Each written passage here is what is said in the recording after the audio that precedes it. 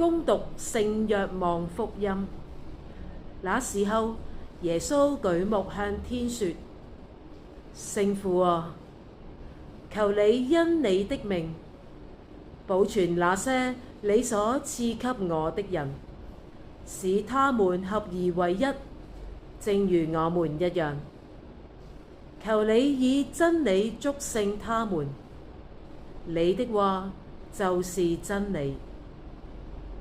就如你派遣我到世界上來，照樣我也派遣他們到世界上去。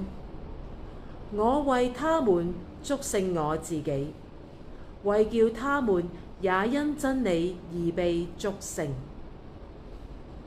我不但為他們祈求，而且也為那些因他們的話而信從我的人祈求，好使他們都合而為一。父啊，就如你在我內，我在你內，使他們也在我們內合而為一。就如你在我內，我在你內，為叫世界相信是你派遣了我。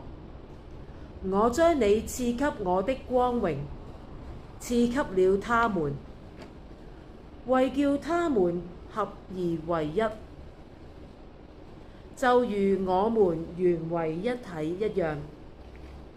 我在他們內，你在我內，使他們完全合而為一，為叫世界知道是你派遣了我，並且你愛了他們，如同愛了我一樣。